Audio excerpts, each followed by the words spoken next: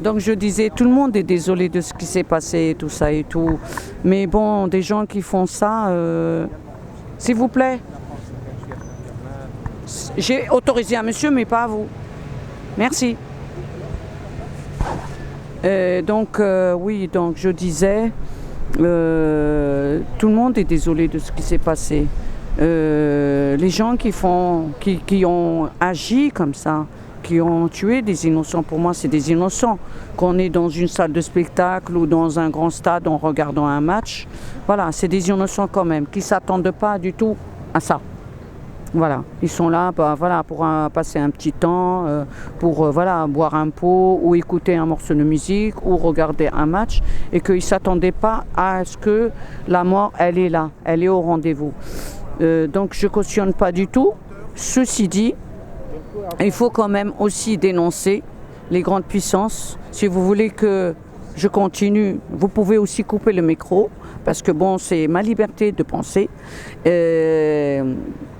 La cause de tout ça, c'est l'impérialisme colonial. Pour la mer Afrique, pour la Palestine, pour les réfugiés qui suivent qui se sauvent pour voir un idéal ailleurs. Et moi, je suis dans la lutte avec les réfugiés. Donc, ils sont en train de dormir dans la rue. Ils subissent le froid. Ils subissent le déni de ce qui est ici en France. Donc, pour moi, c'est plus la France. Je suis venue à l'âge de 12 ans en France. Mon père, c'est un ancien d'Indochine. C'est un ancien combattant d'Indochine. Donc, la France, là, aujourd'hui, je la reconnais plus. Voilà. Elle fait plus dans la douceur.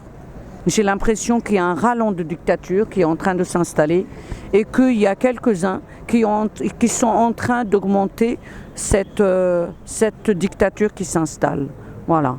Mais bon, je répète encore, je ne cautionne pas de ce qui s'est passé, mais la France, elle y est pour beaucoup dans cette dérive terroriste. Voilà.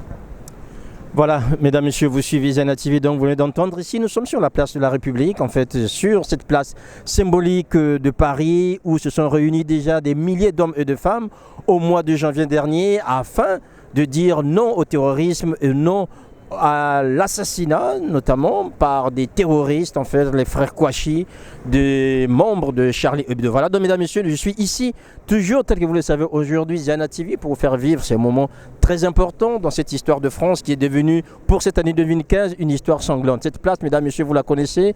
Aujourd'hui, vous le savez très bien que depuis hier, en fait, le président François Hollande a annoncé l'état d'urgence. L'état d'urgence, mesdames, messieurs, déjà, la première conséquence, c'est que toutes les manifestations publiques sont interdites. Or, ici, spontanément sur cette place, les Français sont venus ici, leurs amis, leurs proches, pour venir dire non sur cette place symbolique, cette place qu'on appelle désormais la place Charlie, qui est la place de la République, afin de répondre au terrorisme et surtout de continuer à vivre debout. Mesdames, messieurs, vous le savez que depuis hier, vendredi, la France est en deuil, la France est en guerre, la France reste debout et digne.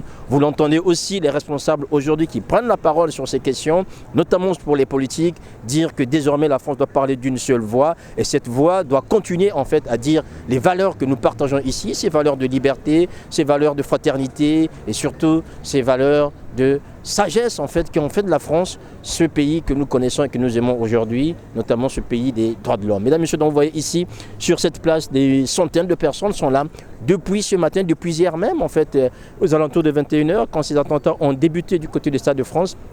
Sont venus ici spontanément afin de leur dire leur ras-le-bol et surtout de rester debout, de rester digne. Ce statut de dignité, ce statut d'hommes et de femmes debout aujourd'hui, la France en fait en a besoin parce que ce qui se passe aujourd'hui en France, d'autres pays l'ont déjà vécu et surtout comme je le disais mesdames et messieurs tout à l'heure que cette année 2015 a été une année ensanglantée, des milliers de personnes venues quasiment du monde entier, des responsables politiques venus de pays différents ont été sur cette place pour dire qu'ils étaient Charlie parce qu'à ce moment-là, la liberté d'expression était assassinée par le biais de ces hommes et de ces femmes qui faisaient ce journal satirique Charlie Hebdo. Aujourd'hui encore, nous avons dénombré déjà près de 128 morts, ces hommes et ces femmes qui ont laissé leur vie, ce qu'on appelle chez les spécialistes des cibles molles, parce qu'ils étaient là à la terrasse d'un café, ils étaient là pour suivre en fait un spectacle au Bataclan, et pourtant ces terroristes sont arrivés là et ont assommé lâchement ces hommes et ces femmes qui désormais font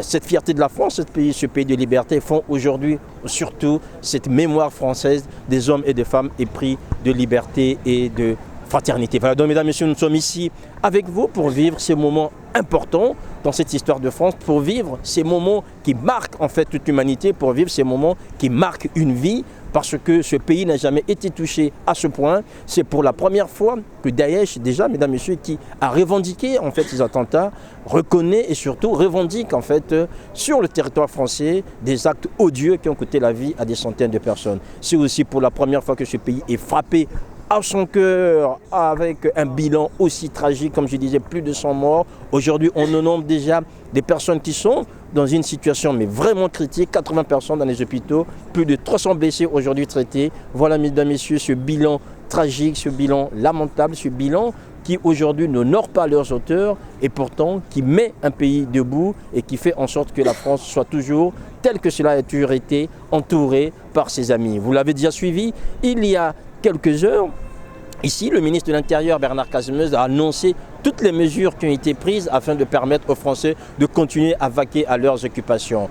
Toutes les frontières aujourd'hui, mesdames, messieurs, sont surveillées. On a rétabli en fait ces contrôles aux frontières. Aujourd'hui aussi, les hommes et les femmes, que ce soit tous les corps de sécurité, que ce soit la sécurité militaire ou encore la sécurité civile, les hommes et les femmes sont mobilisés afin de faire en sorte que la France puisse continuer à vivre, que la France puisse continuer en fait à être ce qu'elle était et ce qu'elle est à travers le monde et à travers l'humanité. Donc, mesdames et messieurs, nous sommes ici avec vous du côté de la place de la République sur Ziana TV. Vous suivez en direct en fait sur cette place ce qui se passe ici, ces Français qui sont là, ces hommes et ces femmes épris de liberté qui sont là pour dire non au terrorisme, pour dire non à cette barbarie perpétrée sur ce territoire, pour dire désormais non surtout aux hommes et aux femmes qui estiment que la violence est la seule réponse aux questions que vive l'humanité aujourd'hui. Voilà, mesdames, messieurs, vous êtes sur Ziana TV, la chaîne de la diaspora, ici accompagné de Nokoko Mongakoso et l'ensemble des hommes et des femmes pour vous faire vivre ces moments importants, tragiques dans l'histoire de France et aussi désormais dans l'histoire de l'humanité.